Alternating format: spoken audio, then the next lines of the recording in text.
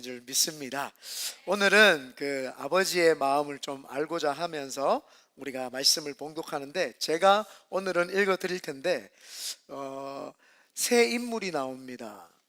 그 우리가 늘 알고 있는 탕자 아들과 그 다음에 아버지, 그 다음에 맏아들, 이렇게 새 인물이 나오는데, 어디에서 끊기고 어디에서 그 대목이 나오는지 보면은 세 단락으로 나눌 수 있습니다. 11절에서 20절까지가 그 탕자 아들의 비유이고 아들의 이야기이고, 그 20절 하반절부터 24절까지가 아버지의 마음입니다.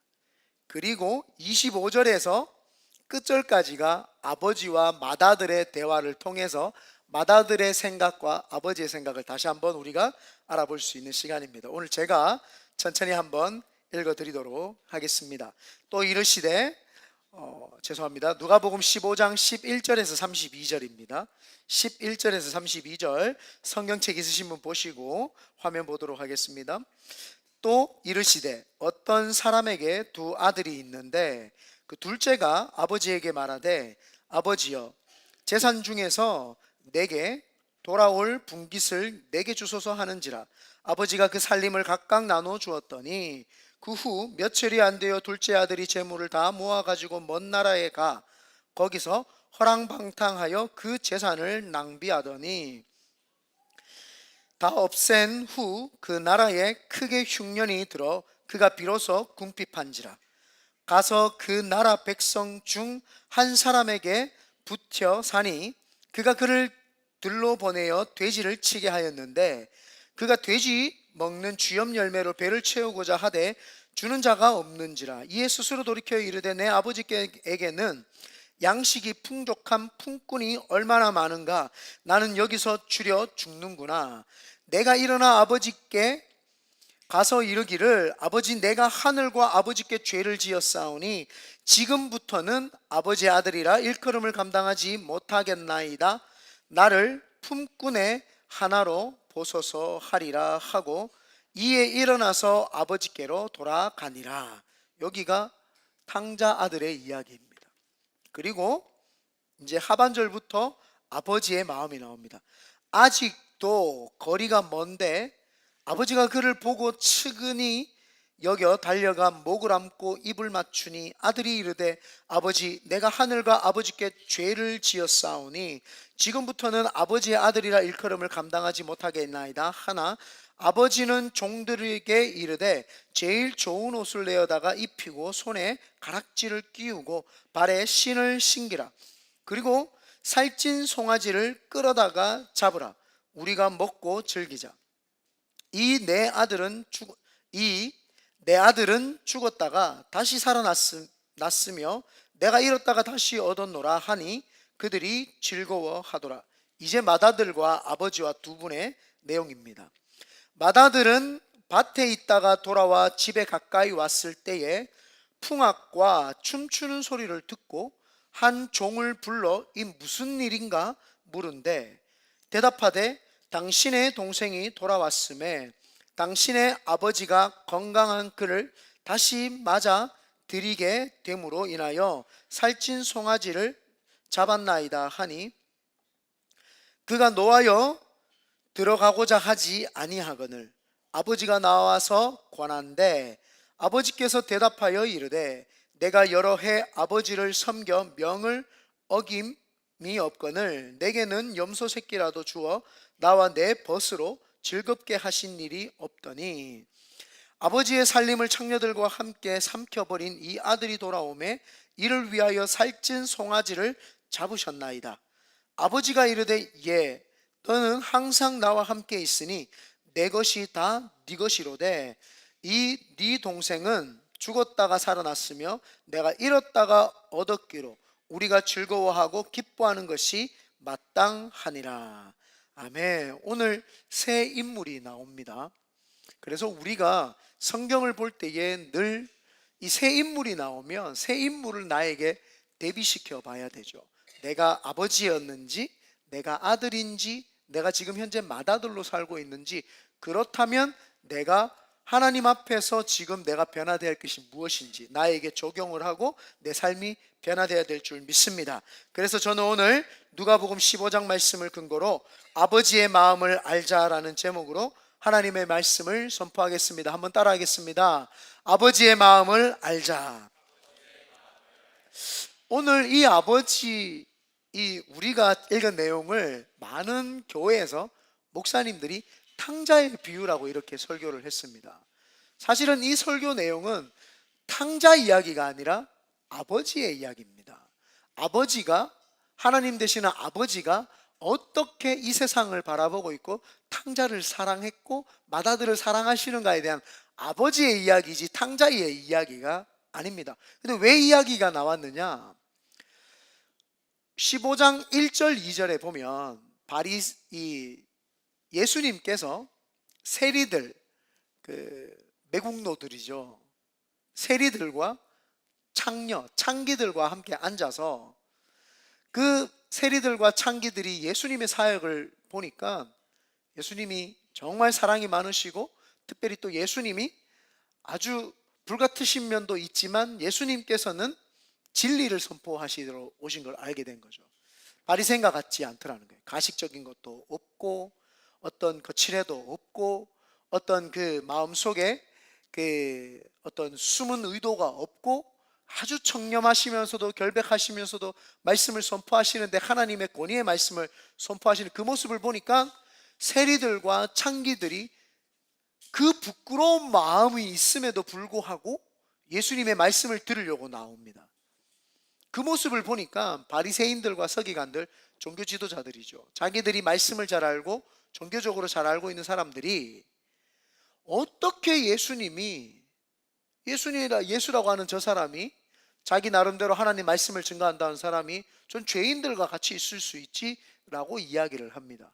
그래서 예수님께서 100마리 중에 한 마리 잃어버린 어린 양 비유를 하시고 그 다음에 드라크마, 동전, 그 드라크마를 잃어버리면 사람들이 돈을 찾기 위해서 불빛을 비춰서 찾을 때까지 찾지 않겠느냐. 그리고 세 번째 비유가 이 아버지의 마음에 대한 비유, 이 세 가지를 연달아 이야기를 하면서 오늘 세 번째 이야기를 저희가 택했습니다. 그래서 예수님께서 이 땅에 오신 이유에 대해서 밝히 말씀하신 거죠. 내가 온 것은 의인이고 괜찮은 자들을 위해서 온 것이 아니라 헐벗고 굶주리고 치유가 필요한 자, 하나님의 그 만지심이 필요한 자, 그들을 위해서 오셨다라는 거죠. 그래서 본문에 넘어서 1절 2절을 보면은 성경 본인들이 가지고 있는 성경을 보시기 바랍니다. 모든 세리와 죄인들이 말씀을 들으러 가까이 나아오니 바리새인과 서기관들이 수군거려 이르되 이 사람이 죄인을 영접하고 음식을 같이 먹는다 하더라. 사람들이 비웃었어요. 그래서 예수님께서 하나님 아버지의 마음이 무엇인지 그 바리새인과 서기관들과 제자들과 거기 있는 많은 군중들에게 알려주시는, 비유는 왜 해주시느냐? 감추려고 비유를 하신 것이 아니라 쉽게 설명해 주려고 비유로 말씀하신 거죠. 그런데 신천지나 새천지는 말씀을 비유로 했다는 것은 감추려고 했다고 이렇게 해석을 합니다. 비유로 하신 말씀은 이해를 못하니까 지형, 지물이나 사건을 통해서 쉽게 이야기를 해주려고 하는 내용입니다. 그래서 오늘 우리는 이 본문 말씀을 통해서 새 인물을 대비시켜 보면서 내 자신이 하나님 앞에서 변화되어야 될 것이 무엇인지, 또 하나님 아버지의 마음을 어떻게 품어야 되는지 확인하시기를 예수님의 이름으로 축원드립니다. 첫 번째, 하나님께서 맏아들에게 거는 기대가 있습니다. 맏아들에게 거는 아버지의 기대. 첫 번째, 아버지가 죽으면은 재산을 자녀들에게 나눠주죠. 아니면 분가를 하게 되면 재산을 나눠주면서 맏아들에게는 그 갑절의 영감 2분깃을 주고, 왜? 아버지를 돌봐야 되니까. 그 차자에게는 1분깃 3분의 1을 막내 아들에게 주고 3분의 2를 첫째 아들에게 줍니다. 장자에게. 그게 이스라엘의 관습입니다. 우리나라에서도 그런 관습이 있었죠. 그런 관습이 있습니다. 아버지가 죽든지 분가하든지 둘 중에 하나입니다. 그런데 둘째 아들이 찾아와 아버지에게 이야기를 합니다. 아버지, 이왕 주실 거 미리 좀 재산 주시겠습니까? 그래서 아버지가 분깃을 각각 줬습니다. 많은 분들이 여기에서 그 설교를 항상 빼먹더라고요. 그 막내 아들에게만 재산을 준 줄 아는데 각각 줬습니다. 오늘 12절에 보면은 그 둘째가 아버지에게 말하되 아버지여 재산 중에서 내게 돌아올 분깃을 내게 주소서 하는지라. 아버지가 그 살림을 아들에게가 아니었고 막내에게만 아니라 각각 나눠 주었더니, 각각 나눠 줬습니다. 각각. 큰 아들에게도 주고 작은 아들에게도 분깃을 준 거예요. 줬는데 둘째 아들이 그 분깃을 팔아다가, 재산을 팔아다가 이제 타국으로 떠납니다. 그래서 12절에 각각 나눠줬다고 이야기를 하면서 하죠. 이런 배은망덕한 자식이 어디 있습니까? 하나님이 이 땅을 창조하셨고 이 땅을 하나님께서 만드셨고, 그래서 아담과 하와에게 주신 분이 누구예요? 하나님이죠. 그런데 그 아담과 하와가 하나님이 주셨다고 하면서 선악과를 보면서 하나님께 집중하면 되는데 자꾸 자기에게 집중하고 싶은 거예요. 내가. 그래서 그것을, 자기에게 집중하고 싶은 마음을 알았던 마귀가 그걸 이용을 하는 거예요. 네가 하나님처럼 높아질 수 있다. 이제 하나님 바라보지 말고 네 자신 바라봐라. 이렇게 속입니다. 그래서 자기 자신을 존귀하게 생각하고 자기 자신을 바라보게 되죠. 이 아들도 마찬가지입니다. 아버지 거예요. 다 모든 것이 아버지 건데 아버지에게 재산을 달라고 하는 거죠. 자기가 한 게 있어요? 없어요. 그러면서 내 인생 내가 한번 살아보겠다 라고 이제 큰 소리 치죠. 다른 말로 하면 뭐예요? 아버지 이제 죽으라는 거예요. 아버지가 죽어야지 재산을 받는 건데 아버지 죽으세요. 이런 배은망덕한 아들이 어디 있습니까? 그래서 아버지가 죽기를 바라는 마음에서 재산을 달라고 했는데 그 재산을 다 받고 이제 타국으로 갑니다. 분깃을 반을 달라는 그 아들에게 아버지는요 참 좋으신 아버지입니다. 관계가 깨어질까 봐 그래도 줍니다. 내 같으면 줄까요? 곧만 샬마 확 그냥 막 그냥 꼴밤을 확 때를 풀 텐데 확 때려 잡아가 내하고 싸가 애기 자신 있으면 데리고 가라 뭐 이래가지고 아빠보다 힘 셀 수 있으면 가져가라 뭐 이렇게 할 텐데 하나님 그러시 않으시죠. 아들이 그래도 아버지하고 관계가 끊어질까 봐 아버지가 줘요. 참 이걸 보면은 자꾸 가슴이 아파요. 아버지의 마음을 전혀 이해를 안 하는 거예요, 아들이. 아버지가 줍니다. 근데 그때 아버지께서 맏아들에게 걸었던 기대가 있는 거예요. 동생을 타이르고 네가 그렇게 하면 안 된다 하고 그 아버지의 마음을 이야기를 해주고 네가 그 아버지에 그렇게 해서는 안 된다 하고 그걸 타일러 줘야 되는 거죠. 탕자는 우리가 예수 믿지 않았을 때 우리 모습이에요. 하나님은 어제나 오늘에 영원토록 계시는 그분이 여기 아버지로 비유가 되고요. 맏아들은 예수를 믿은 지금 우리를 이야기를 하는 거예요. 예수를 믿은 지금 우리가 탕자를 봤을 때 그 사람에게 이야기를 해줘야 되는 거예요. 아버지의 마음은 그건 거예요. 지금 저 아들이 내 재산을 팔아가지고 지가 막 써보겠다고 하는데 맏아들은 가만히 있는 거야. 내 분깃 받을 수 있다 뭐, 네 분깃 네 가져가라. 아버지가 그게 가슴이 아픈 거예요. 그게 아버지는 맏아들이 동생을 불러다가 너 막 그렇게 하면 안 돼 아버지한테 야단도 좀 쳐주기도 하고 얼레기도 하고 달래기도 하면서 아버지의 마음을 그 둘째 아들에게 설명을 해줄 뿐만 아니라 그걸 이해를 시켜주고 그 형이 동생을 잘 챙겨가지고 해주기를 바라는 게 그게 아버지의 마음이에요.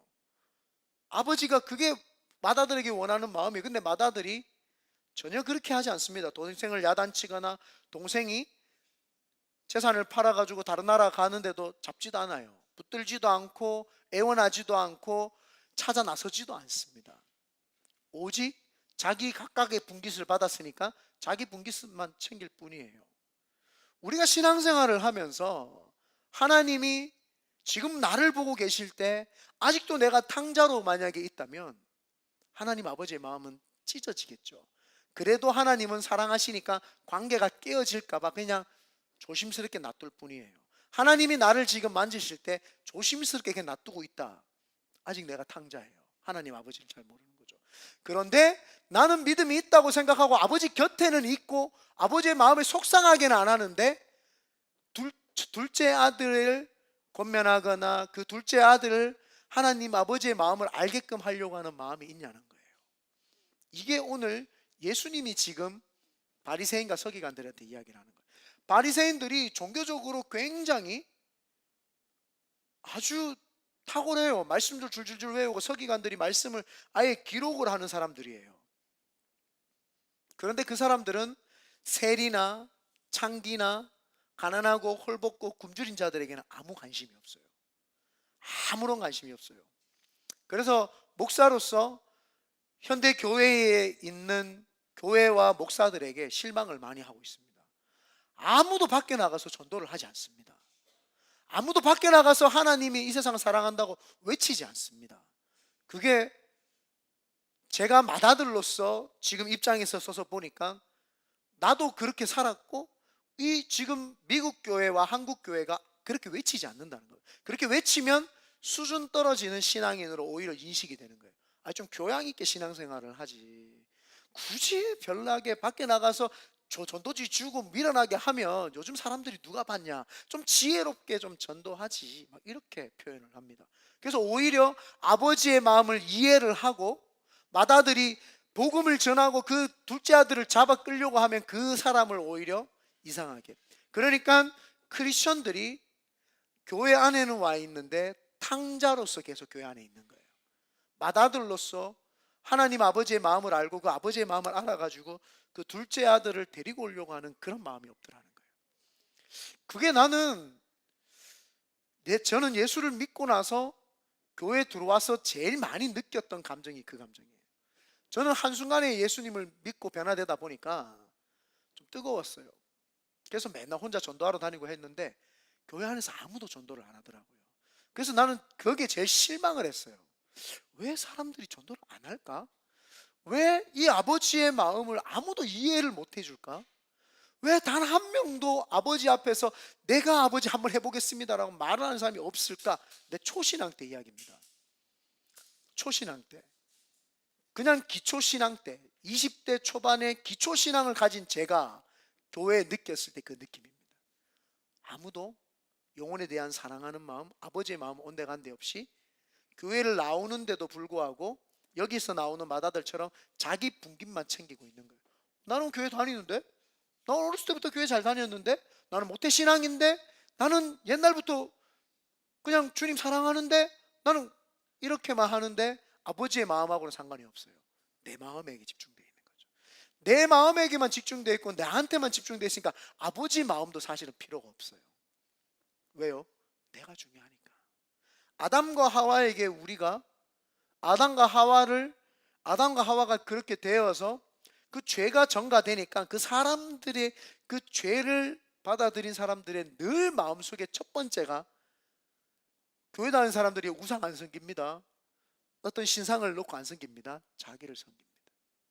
그래서 이 시대의 우상은 절에 가서 뭐 이슬람에 가서 그런 게 아니라 내 자신을 섬기고 있는 그 모습, 그게 사실은 하나님이 첫 번째로 우상이 되는 그 모습 때문에 벌을 받았는데도 사람들은 자꾸 우상 섬기지 말라 그러면은 뭐 미디어가 우상이라 생각을 하고 뭐 가족이 우상이라 생각하고 돈이 우상이라 생각하는데, 왜 돈, 가족, 미디어가 우상이 될 수밖에 없냐? 내가 소중하니까 나한테 미디어가 소중했고 나한테 가족이 소중했고 나한테 돈이 소중했던 거예요. 누구예요? 이 모든 것이 우상이 되는 게 나 때문에, 나 때문에. 이게 맏아들에게 거는 아버지의 기대는 저 우상을 섬기는 그 아들을 데리고 와주기를 원하는데 그 맏아들은 또 다른 형태의 우상을 섬기고 있더라는 거죠. 그래서 아버지의 마음이 떠나간 둘째 아들을 보면서 가슴이 찢어지는데 그것을 가만히 두는 맏아들을 보면서도 가슴이 아픈 거예요. 그게 어쩌면 우리 이 시대의 현실에 아버지의 마음을 아무도 이해하지 못하고 있는 어떤 현실을 반증해 주는 건 아닌가, 그런 생각을 해봤습니다. 두 번째가 맏아들에게 거는 아버지의 두 번째 기대가 있습니다. 아버지 이제 분깃을 가지고 마셔라 부어라 허랑방탕한 삶을 살면서 전부 이제 탕진했죠, 둘째 아들이. 그러면 13절에 보니까 이렇게 나옵니다. 그 후 며칠이 안 되어 둘째 아들이 재물을 다 모아 가지고 먼 나라에 가 거기서 허랑방탕하여 그 재산을 낭비하더니 다 써버렸어요. 다 없앤 후 그 나라에 크게 흉년이 들어 그가 비로소 궁핍한지라. 자, 자기를 위해서 모든 걸 쓰고 나니까 자기의 자기의 그 공허함을 채우려고 자기를 위해서 다 썼는데 그 공허함이 채워집니까? 이제서야 비로소 돈이 내 공허함을 채워줄 수 없다는 것을 둘째 아들이 깨달은 순간이죠. 궁핍한지라. 이제 궁핍함이 그의 아들에게 옵니다. 그러면 날마다 둘째 아들이 돌아오기를 기다리면서 문 밖에 아버지는 나가 계세요. 아버지는 알고 있는 거죠. 저 아들이 밖에 나가서 그 아들이 장사를 해본 적이 있어요. 그 아들이 일을 해본 적이 있어요. 아버지 잘 만나서 그 아들이 무슨 경영을 해본 적이 있어요. 그 아들이 규모 있는 어떤 돈 관리를, 재산 관리를 할 수 없어요. 일을 해본 적도 없죠. 그런데 그 아들이 밖에 나갔으니 아버지가 계산이 금방 나오죠. 저 아들은 돈을 다 탕진하고 돌아오겠구나. 그 시일이 언제인지는 모르겠지만 돌아올 것이라는 건 알고 있었어요. 아버지는. 그게 1년인지 6개월인지 3개월인지는 몰라요. 그렇지만 아버지는 알아요. 이 아들이 그 돈을 다 소비하는 시간, 그 결과 돌아온다. 그래서 아버지가 밖에 나가서 그 아들을 기다리는 거예요. 기다리는 거. 여러분, 옛날 이야기예요. 모르시는 분도 있고 아시는 분도 있는데, 제가 초등학교 2학년 때인가 3학년 때인가 4학년 때인가 잘 모르겠는데, 그때 제가 아까 전에 찾아보려고 하다가 그냥 뭐 중요하게 하기 때문에 안 찾았는데, 개구리 소년이라고 대구에 있었어요. 대구에 개구리 소년이라고 있었는데 5명의 아이들이 와룡산이라고 하는 산에 개구리를 잡으러 갔다가 실종이 됩니다. 수십 년 동안 그 아이들을 못 찾았어요. 근데 사체가 그 와룡산에서 나중에, 그러니까 지금으로부터 한 10년 전인가 발견이 됩니다. 그러니까 제가 초등학교 3학년 때인가 4학년 때인데 제가 30 몇 살 때 그 발견을 하거든요. 그 시체를. 근데 여러분, 그때 온 군대 병력이 다 동원되고 온 뉴스에서 떠들면서 아이들을 그 와룡산을 다 뒤졌는데도 못 찾았어요. 못 찾았어요. 근데 그 중에 한 분 부모님이 전도사님이 되셔가지고 저희 어머니하고 친하세요. 그래서 이제 이야기를 들어보는데 뭔가 사건이 깨림칙하대요. 근데 그것보다도 중요하지 않는 게 그 아들이 어린 아들이 나갔는데도 끝끝내 사체로 돌아왔는데도 다시 돌아올 것 같은 그 마음. 그 아들이 사체로 왔잖아요. 부검이 되어서 왔는데도 그 아들이 다시 달려올 것 같은 그 마음. 그분의 간증을 들으면 눈물로써 아니고는 듣지 못합니다. 얼마나 그 부모가 기다리는 마음이 애타겠습니까? 그 이야기를 쭉 들으면서 그 아버지의 마음, 이분들은 그 마음을 알겠다 이런 생각이 제가 들었어요. 나도 저 마음이 조금 깨달아졌으면 이런 마음이 들었습니다. 이 아버지가요, 그 아들이 방황해서 돌아올 것을 아는데 개구리 소년을 빗대어서 이야기를 해보면 부검이 돼서 돌아올지 거지가 되어서 돌아올지 어떻게 돌아올지는 그 아버지도 사실은 모르는 거예요. 그죠? 근데 그 아들이 오기만을 기다리면서 밖에 나가 있습니다. 그때 아버지 마음 어떻게 했습니까? 눈물로 지새우죠. 밥을 먹어도 밥맛이 있겠어요? 친구들이 몰려와서 수다를 떨어도 그 마음이 편하겠어요? 사람들이 그 아버지만 보면은 괜히 그 아버지의 마음이 힘든데 부추기는가 싶어서 사람들이 오히려 다가가지도 못하죠. 하인들이 그 아버지가 늘 노심초사해가지고 밖에 나가서 있으니까 하인들이 일손이 안 잡히는 거예요. 그 주인이 밖에 나가서 저렇게 하는데, 그러니까 늘 집안이 조용한 거예요. 집안이 늘 초상집처럼 조용한 거예요. 그 아버지가 늘 벗은발로 아들이 언제 오나 쳐다보고 있고 식사도 거르시고 그런 모습을 보며 그게 아버지의 마음이거든요. 근데 그때 그, 그 맏아들은 동생을 한 번도 찾으러 나가지 않습니다. 아버지가 그렇게 밖에 나가서 애타게 동생이 올 것을 기다리면 동생을 찾아 한번 나가볼 만도 한데 일하러만 갑니다. 자기에게 맡겨준 일만 하러 갑니다. 자기에게 맡겨준. 우리 기독교가, 교회가 어쩌면 그럴지도 모릅니다. 맨날 교회 와가지고 봉사만 하고 일만 하는 거예요. 밖에는 관심이 없어. 하나님 아버지에는 관심이 없어. 하나님, 내가 일하니까 하나님 좀 가만히 계세요. 제발요. 내가 중요하잖아요, 하나님. 하나님이 뭐가 중요해요? 내가 지금 중요하죠. 내가 중요하니까 하나님도 아무 말 하지 마세요. 내가 제일 중요합니다. 하나님, 내가 제일 중요합니다. 말하지 마세요. 내가 지금 일하러 가야 되니까 바쁘니까 나한테 말하지 마세요. 둘째 아들 이야기 꺼내지 마세요. 일하러 가는 거예요. 그 아들은 밭에 가는 거예요. 밭에 가서 그냥 자기 일만 하는 거예요. 그게 무슨 말이에요? 지 재산만 관리하는 거예요. 이제 동생 거는 동생 걸 가져갔으니까 자기 신앙 자기 챙기고 자기 것만 챙기는 거예요. 아버지가 그 맏아들을 보면서 혹여나 둘째 아들 잃었는데 첫째 아들도 잃을까봐 그냥 가만히 두는 거예요. 그 맏아들을 그냥 가만히 두는 거예요. 우리가 지금 맏아들 된 크리스천으로서 아버지의 마음을 좀 이해를 해야 될 것 같아요. 그냥 나에게만 집중을 해가지고 나만 바라보고 내 생각만 하고 나는 아버지가 우리로 하여금 기대를 할 수조차 없게끔 만들어버리죠. 기대를 하고 소망을 가져야 되는데 아버지가 좀 기대를 하면은 그 맏아들이 아버지 마음을 알아서 아버지 밖에 나가지 마세요. 제가 한번 밖에 한번 나갔다 와볼게요. 아버지 좀 집에 들어가세요. 하인들 불러가지고 아버지 빨리 모셔라. 식사 대접 빨리 해드려라. 닭도 잡고 해서 아버지가 건강해야 된다. 아버지 들어가세요 하고 제가 좀 찾아보겠습니다. 나가야죠. 나가서 아버지는 좀 편히 쉬게 하고 자기가 좀 돌아보면서 그 영혼을 케어하고 만나려고 하고 그 동생을 잡으려고 해야 되는데 그런 마음이 없어요. 그런 마음이 온데간데 없는 거죠. 그런 마음이 없으니까 아버지께서는 어찌할 도리가 없는 거예요. 큰아들은 큰아들대로 아버지는 신경 쓰이고 둘째 아들은 둘째 아들대로 신경 쓰이는 거예요. 예수 안 믿었을 때 주님이 우리를 신경 썼다 이해가 되죠.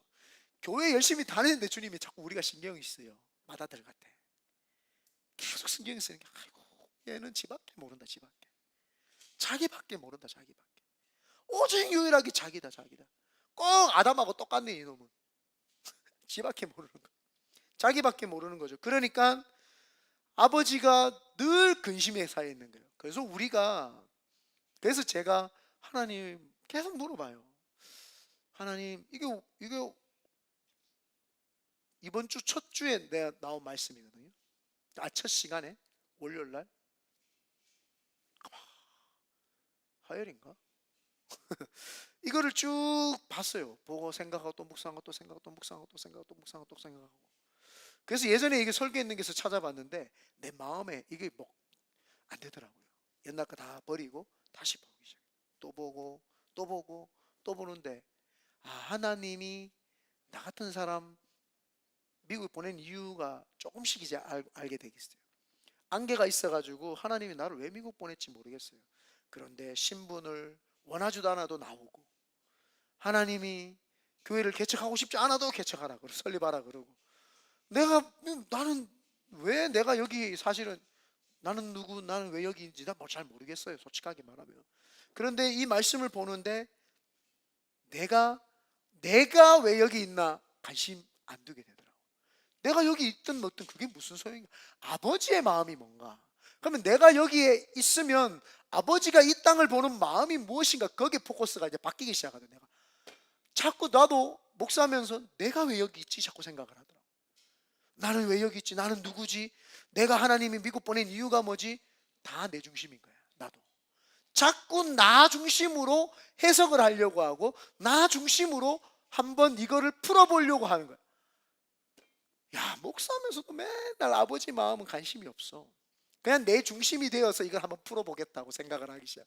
그래서 그걸 다 떨쳐버리고 하나님 저를 보내신 이유가 아버지께서 여기에 있는 샌플 안에 가장 악한 도시에 있는 죽어가는 영혼들에게 가서 하나님이 너희들을 사랑한다고 이야기를 해주고 싶은 사람이 있는데 없다는 거예요. 없다. 이 목사야 없다. 그래서 내가 그래도 미국에 누구 하나 떨자 놓으면 옛 신앙을 가지고 하나님이 너희 사랑한다고 이야기할 한 사람이 필요하니까 저 한국에 있는 놈까지도 끌어다가 하나님이 한 거예요. 그 사람이 있었으면 미국에서 하나님이 끌어다가 썼겠죠. 없다라는 거예요. 여러분 지나다니시면서 교포마켓이 나가면 몇 분이 전도하시고 계세요. 그냥 지나치지 마세요. 우리 큰비드네 교회 성도가 그냥 지나쳤다, 제가 알았다, 가만둘 거예요. 한 번이라도 가서 너무너무 수고 많으시고 너무너무 고생 많으시고 음료수라도 대접하시고요, 그렇게 해야 됩니다. 그분들이 얼마나 귀한 분들입니까? 이 시대에 아무도 이렇게 수백 개 수천 개가 있는 교회 중에서 아무도 복음을 안 전해요. 아버지의 마음은 관심 없어요. 지밖에 모르는, 아무도 관심 없는 그 사람들. 근데 교포마켓에서 복음지를 전해주고 있더라고요. 두 분이 있는 것 같았어요. 여자 한 분, 남자 한 분인데 저는 본 적은 없어요. 이야기만 들었어요. 나는 교포마켓을 뭐 가본 적이 없으니까, 잘 없으니까. 목사님, 침례교회 목사님 한 분이랑 어떤 여자 임마누엘 교회 성도인가 뭐 한 분 만나요. 뭐 정확하게 모르겠어요. 여자분 한 분 있어요. 너무 귀한 분이, 너무 귀한 분이. 그분이 하나님의 아버지를 깊이 알았든 몰랐든 그건 중요하지 않아요. 그 하는 행동이 아버지를 기쁘게 만들어 버리는 거예요. 내가 이 아버지의 마음을 이해를 못했어요. 그냥 아버지의 마음을 이해를 못해도 그냥 나가서 둘째 동생을 데리고 오려고 노력하면 그 아버지는 그것만 봐도 좋은 거야. 내가 못하는 걸 그 아들이 하니까, 맏아들이 해주니까 좋은 거죠. 그게 바로 하나님 아버지의 마음이죠. 근데 아버지의 마음을 더 이해해버리면 더 하나님이 기뻐하시죠. 아버지의 마음을 이해하고 그 뜻을 알고 난 다음에 나가서 그들에게 복음을 전하면 얼마나 아버지께서 기뻐하시겠습니까? 세 번째입니다. 맏아들에게 거는 아버지의 세 번째 기대가 있습니다. 돼지를 이제 치면서 배를 골아가면서 인생의 이제 쓴맛을 경험하고 회개하여서 돌이켜서 아버지에게로 이제 돌아온 둘째 아들입니다. 그 둘째 아들의 신앙 고백 천천히 한번 다 같이 읽어보면 좋겠습니다. 17절입니다. 17절 천천히 다 같이 읽어보겠습니다. 시작. 이에 스스로 돌이켜 이르되 내 아버지에게는 양식이 풍족한 품꾼이 얼마나 많은가. 나는 여기서 줄여 죽는.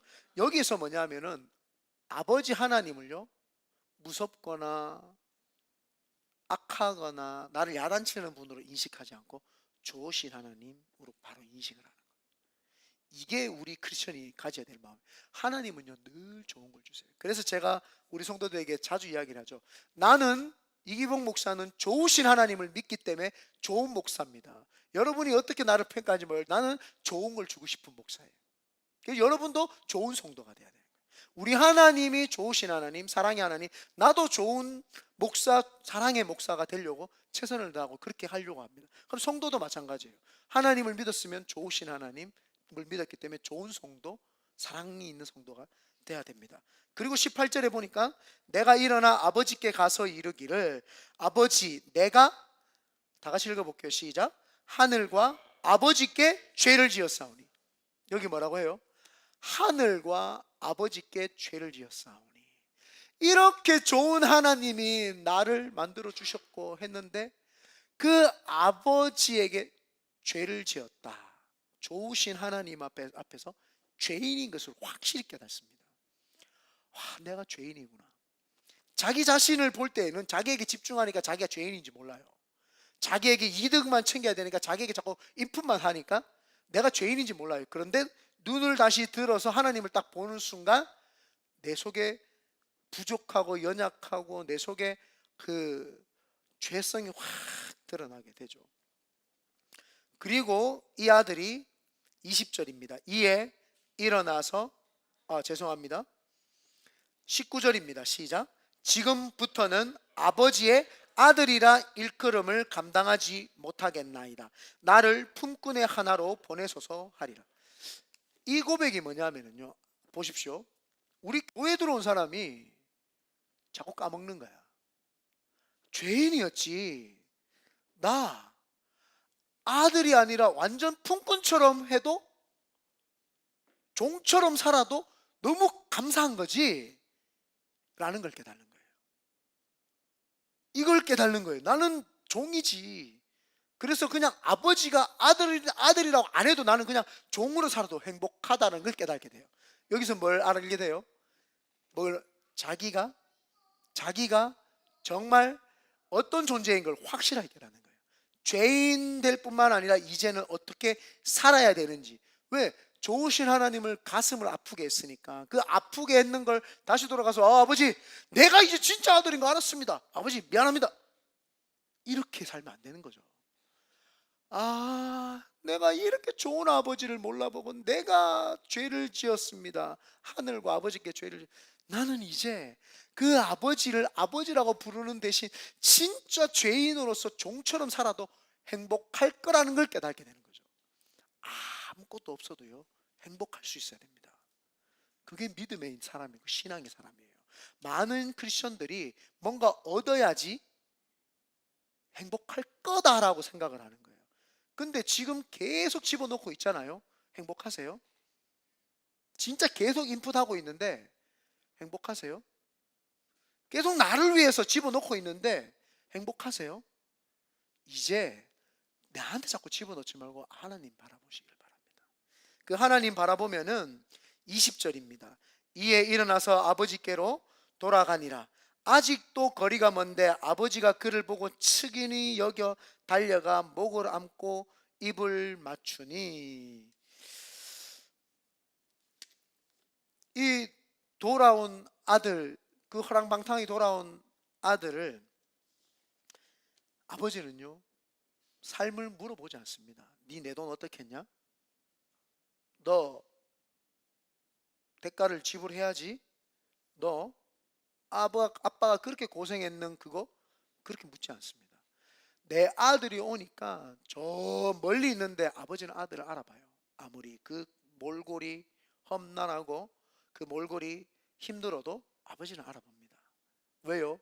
한 번도 잃어버리지 않고 맨날 그 아들을 위해서 기도하고 중보하고 그 아들을 생각했거든요. 그래서 우리 성도들이 제일 중요한 게 중보기도를 많이 해야 돼요. 자꾸 사람을 묵상하고 기도해주고 하다 보면요, 측은지심이 마음에 들어옵니다. 측은지심이. 나하고 아무 관계 없는 사람도요, 가만히 기도해주고 또 해주고 또 해주면요, 그 사람 마음이 전달이 되면서 측은한 마음이 됩니다. 그 측은한 마음. 이 아버지가 한 번도 둘째 아들이 잊어버리고 맨날 기도를 한 거예요. 그러니까 그 아들이 오늘 올까 내일 올까 늘 기다리니까 그 아들이 오는 순간을 보는 순간 알아보는 거예요. 매일 기다렸으니까 그 아들이 오는 걸 보는 거, 아버지가 달려가가지고 그 아들을 어금맡겨서 끌어안고 눈물을 퍽 벌리고 잘 왔다 그럽니다. 야단 안 칩니다. 잘 왔다, 잘했다.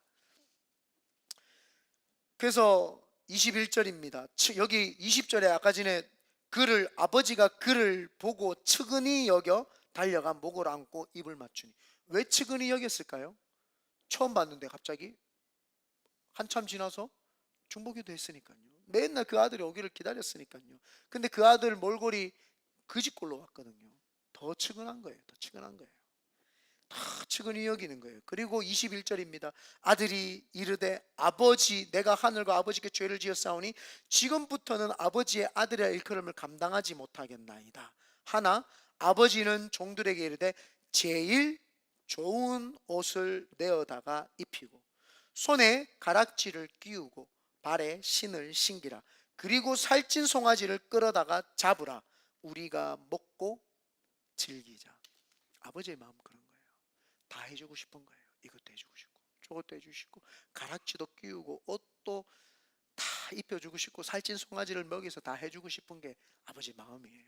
그런데 이 맏아들에게 거는 아버지의 세 번째 기대가 뭐냐?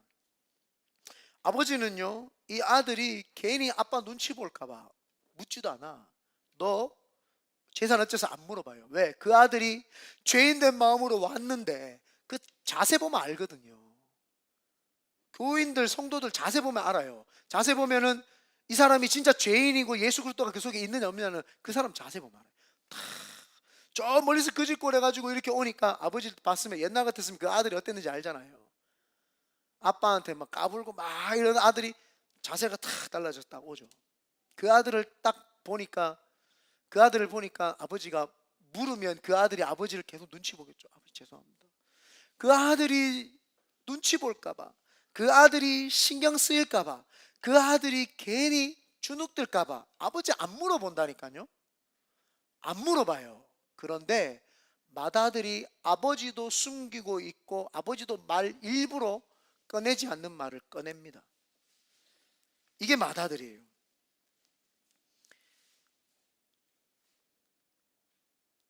28절입니다. 그가 노하여 들어가고자 하지 아니하거늘 아버지가 나와서 권한데 아버지께 대답하여 이르되, 아빠한테 이제 말을 하는 거예요. 내가 여러 해 아버지를 섬겨 명을 어김이었거늘 내게는 염소 새끼라도 주어 나와 내 벗으로 즐겁게 하신 일이 없더니 아버지의 살림을 창녀들과 함께 삼켜버린 이 아들이 돌아오매 이를 위하여 살찐 송아지를 잡으셨나이다. 동생의 죄를 끄집어내기 시작하라. 동생의 죄를. 그래서 교회에서요, 죄는 자기 죄만 끄집어내면 돼. 남의 죄를 보고 판단하고 남에게 정죄할 필요 없어요. 그 사람은 지가 죄인인지 몰라서 그래요. 자기밖에 몰라서 그래요. 자기가 죄인인지 아는 사람은 상대편을 함부로 할 수 없어요. 아, 이 사람 다 뜻이 있겠지. 아, 이 사람 다 하나님 만드는 이유가 있겠지. 아, 이 사람도 하나님 만나면 변화될 수 있겠지. 아, 이 사람도 하나님 주시는 은혜가 있겠지. 그렇게 하면서 상대편을 재단하지 않습니다. 띄엄띄엄 보거나 재단해서 이 사람 이렇고 저 사람 저렇고 이 사람 이렇게 하지 않아요. 지가 제일 죄인이기 때문에 남을 보면. 근데 이 맏아들은 아버지하고 같이 있으면서 아버지가 그렇게 울분을 토하고 둘째 아들을 기다리면서 그런 마음을 있었는데도 불구하고 지는 지 할 일만 하는 거예요. 아버지 마음 상관없는 거예요. 동생은 더 상관없는 거예요. 그러니까 지는 지밖에 모르니까 와가지고 동생의 잘못을 다 끄집어내기 시작. 아버지의 재산을 팔아가 창기하고도 나누고 막 그렇게 했는데 그 아들에게는 살찐 송아지 주고 나한테는 염소 새끼 한마디 친구하고 안 주는. 아버지가요 동생을 잃어버렸는데 어떻게 큰아들에게 염소 새끼를 주면서 잔치하라고 잔치를 열 수 있겠냐는 거예요. 아버지는 지금 동생 생각밖에 안 하는 거예요. 아버지 마음은 거기에만 쏠려 있는 거예요. 그런데 맏아들은요, 아버지의 마음은 상관없는 거예요. 나한테는 왜 염소 안 줍니까? 이렇게 이야기를 한단 말이에요. 아버지가 지금 염소 잡아다가 둘째 아들 잃었는데 큰아들한테 줄 지금 정신이 있어요? 없죠. 없습니다. 없어요. 그래서 이 맏아들이 아버지도 꺼내지 않는 그 말을 이 아들이 꺼내는 거예요. 우리가 신앙생활을 하면서 이 잔치 소리를 들었을 때에 같이 기뻐해야 돼요.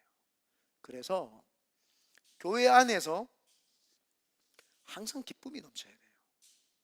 왜요? 항상 탕자들이 이곳에 들어왔기 때문에 내가 그 탕자기 때문에 들어와서 아버지의 마음은 내가 들어오면 아버지께서 기뻐하실까? 기뻐하시니까 기뻐해야 되죠. 내 지체가 탕자였는데 교회 안에 들어오면은 아버지가 그 모습을 기뻐하니까 기뻐해야 되는 거예요. 그래서 교회는 근심, 걱정, 불안, 초조하면서 오는 것이 아니라 기쁨으로 와요. 내가 지금 탕자면 괜찮아. 탕자만 안 기뻐해도 돼. 네, 탕자만 안 기뻐해도 돼요. 맏아들이면 기뻐해야 된다는 거예요. 탕자면은 당연히 기쁨이 없죠. 지가 지금 죄인이라는 걸 깨달았으니까 회개해야 되니까 눈물을 흘려야 되죠. 그래서 교회 안에서는 회개의 눈물 아니면 기쁨의 환호, 이 두 가지만 있어야 됩니다. 교회 왔는데 안 된다, 못한다, 다 같이 할 수 없다, 이거 안 되는 거예요. 이거는 있을 수 없는 거죠. 안 된다, 뭐 죄인이 뭐가 안 되는 게 있고 뭐가 그게 있어요. 아직 죄인이 아닌가요? 아직 맏아들인가요? 이제 우리가 맏아들이면 아버지의 마음을 좀 이해를 해야 됩니다. 그래서 아버지가 이 조심스럽게 이제 그 아들을 또 달랩니다. 참 우리 하나님 좋으신 하나님, 내 같은 거를 하나님이요 늘 만져준다니까요. 31절 32절 한번 보겠습니다. 시작. 아버지가 이르되 예 너는 항상 나와 함께 있으니 내 것이 다 네 것이로되 이 내 동생은 죽었다가 살아났으며 내가 잃었다가 얻었기로 우리가 즐거워하고 기뻐하는 것이 마땅하다 하니라. 그래서 제가 늘 하는 말이 있죠. 여기 뭐라고 합니까? 내게 네 거다 이야기하는 거예요. 그래서 우리가 세상 것 다 잃어도 주님 안 잃어버려야 돼요. 그러면 다 얻은 거기 때문이에요. 근데 세상 것 다 얻어도 주님 잃어버리면 다 잃은 거예요. 그래서 우리가 주님을 안 잃어버리는 게 가장 중요하죠. 신앙생활에서 어떻든 저떻든 막 홍수처럼 밀려오는 말들이 와도 다 버리세요. 그게 심지어 이기복 목사가 하는 말이라도 다 버리고 하나님이 내 속에 들어오도록 그 하나님을 붙잡아야 돼요. 어떤 그 미사 여구를 잘 사용을 해가 오늘 그래서 제가 더 단순하게 자꾸 천천히 말을 하는 이유가 그거예요. 혹여나 또 목사의 기질과 막 웃기려고 하는 그런 게 막 튀어나올까봐 아버지의 마음을 전달하는데 온전히 전달을 해야 되니까 좀 딱딱한 것 같지만 단순하면서도 목사님 평상시보다 이게 더 좋아요. 앞으로 이렇게 하겠습니다. 표정들이 그래. 오늘이 훨씬 낫는데 평상시보다 자, 이런 게 나온다니까요. 그래서 이렇게 천천히 가려고 제가 노력을 하는 거죠. 여기서 우리가 한 가지 더 이제 빼먹으면 안 되는 게 있어요. 혹시 하나님 아버지 그 둘째 아들 맏아들이 있는데 지금 예수님이 누구한테 이야기를 하고 있어요? 바리새인과 서기관들한테 이야기하고 있죠. 바리새인과 서기관들. 바리새인과 서기관들이 맏아들을 칭하는 거죠. 혹시 우리도 모르는 사이에 맏아들이 되어 있는데 어떻게 하면 둘째 아들로 돌아갈 수 있지? 라는 생각 해보신 적 있으세요? 내가 어떻게 하면 둘째 아들로 돌아갈 수 있지? 그래서 죄인의 마음으로 좀 이렇게 할 수 있지? 예수님이 와가지고요 바리새인과 서기관들한테 이렇게 이야기를 합니다. 회칠한 무덤, 그 다음에 독사의 자식, 이 두 가지를 계속 묵상을 했어요. 왜 이 바리새인들과 서기관한테 회칠한 무덤, 독사의 자식, 겉모습으로 살지 말라는 거예요. 속이 비어 있다는 거예요. 회칠한 무덤, 속이 비어 있고 속이 알차야 된다는 거예요. 그래서 어제 중독전사님하고 잠깐 저녁에 이야기를 했어요. 원래 평상시에 내 중독전사하고 잘 이야기를 안 하는데 이틀 사이에 이야기를 좀 했어요. 왜 그러냐면 내가 요즘 그 전전에 중독전사님 잔소리 좀 했거든요. 그랬더니 좀 마음이 삐진 것 같았어. 근데 믿음이 좋아가지고 빨리 캐치를 하고 한번 발버둥을 치는 모습이 있더라고요. 그래서 그런지 이틀 사이에 좀 대화를 좀 많이 했어요. 하면서 제가 이제 중노전사한테 이야기를 했던 게 신앙생활에 제일 중요한 거는 다른 게 아니라 혼자 1시간 이상을 늘 기도하면서 하나님과 깊이 교제하는 사람으로 만들어내는 게 목사가 해야 될 일이고 우리가 추구해야 될 일이다. 왜요? 반짝이는 목사가 왔어요. 잘하는 것 같아 저 목사가. 근데 그 목사가 하고 나면 여러분 신앙 또 푹 꺼져요. 교회가 부흥하고 막 사람들이 자꾸 몰려와가지고 막 신바람이 나와 했어요. 그래가지고 혼자 뚝 떨어져가 집에 가게 나면은 허무하고 허전함이 오는 거예요. 분위기 탔으니까. 분위기에 의해서. 그리고 교회 와가지고 릴레이션십 잘하고 교제한다고 해가 코이노니아가 잘 돼야 됩니다 해가지고 막 서로 교제 나누고 막 하면서 내 생각 이야기하고 네 생각 이야기하고 막 은혜를 나눴다고 막 했어요. 은혜를 막 나눴다고 했어요. 세상이 딱 가가 세상 사람들하고 대화하는 순간 세상에 들어오니까 그만 가지고 있던 믿음이 또 팍 무너져요. 신앙이 골조가 없는 거죠. 흔들리는 게 자꾸 목사에 의해서 교회 분위기에 의해서 어떤 내하고 교제하는 사람에 의해서 내 신앙이 지켜질 것 같고 의지가 될 것 같고 그런데요 다 무너지고 나면 공허하고 흑암 가운데 질서가 다 깨어지고 무질서한 게 막 내 속에 있습니다. 그때 우리가 해야 되는 게 뭐예요? 기도죠. 하나님 하고 1시간 동안 그분하고 묵상하고 이 연습이 되잖아요. 목사가 없어도 믿음이 안 변하고 교회가 부흥을 안 하고 조그만 교회도 믿음이 유지가 되고 내가 사람하고 대화하지 않아도 하나님과 대화하니까 믿음이 유지하고 그 성도를 만들어내는 게 목사고 우리가 그 성도가 돼야 되는 게 성도예요. 아멘이 없네. 다시 하겠습니다. 이럴 때 힘들어. 딱 나와야 되면은 딱 이게 되는데, 목사가 없고 성도가 없고 분위기가 없어도 하나님을 잃어버리지 않는 그 길을 찾는 게 성도인 줄 믿습니다. 그래서 아버지의 마음은 아버지하고 늘 소통하면서 그 아버지의 마음을 알아가고 잃어버리지 않는 거, 그걸 하나님 우리에게 말씀하시는 것 같아요. 그래서 일주일 동안 제가 이 말씀을 굉장히 혼자 묵상을 많이 해봤습니다. 목사인 제가 자꾸 지한테 집중하더라고요. 하나님, 내가 왜 여기 있죠? 그게 니한테 왜 중요한데 묻는 것 같더라고요. 니한테 그게 왜 중요한데? 네가 여기 있든 말든 그게 니한테 왜 중요한데? 네가 내하고 같이 있냐 없냐, 이게 니한테 중요한 거 아이가? 또 맨날 망치로 뒤통수 맞는 것 같아.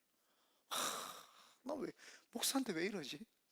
그래서 하나님, 제가 하나님 마음을 자꾸 모르고 내 마음에만 집중을 하다 보니까 하나님을 잃어버리는군요. 하나님 잃어버리지 않게 해주십시오. 그래서 이 말씀을 준비했습니다. 그래서 우리가 이 세 분류를 보면서, 독사의 자식, 회칠한 무덤은 속이 비어 있는 거예요. 그 속이 비어 있는 것들이 나오는 게 겉모습으로 나오는 새치혀예요. 독사의 자식, 독사가 하는 게 뭐예요? 낼름낼름 하는 거예요. 새치혀가. 이 바리새인과 서기관들이 말을 너무 유창하게 잘하는 거야. 막 율법과 막 철학과 하나님에 대한 이야기를 너무 잘하는 거예요. 왜? 이 사람들은 활자를 배웠고 공부를 했고 가르치는 자들이니까 말을 너무 잘하는 거예요.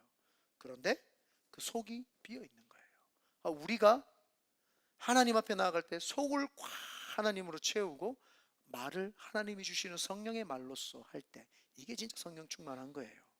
내 말로써 하나님의 말을 하지 아니하고 하나님이 원하는 말을 하지 아니할 때는 늘 나도 모르는 사이에 바리새인과 서기관처럼 되어 있는데, 맏아들이 되어 있는데, 그 맏아들이 그 아버지의 아들로, 둘째 아들로 갈 수 있는 것은 이걸 빼야 되는 거예요. 거칠애와 비어있는 속과 이 말로 나오는 하나님이 원치 않는 말, 그거를 하게 되면, 그거를 제거하게 되면 하나님께서 우리를 다시 긍휼을 베풀어 주고 우리도 다시 그 죄인된 심령으로 돌아가서 둘째 아들로서 하나님께 귀하게 쓰임 받을 수 있을 줄 믿습니다. 우리 이 시간 온 땅의 주인 되시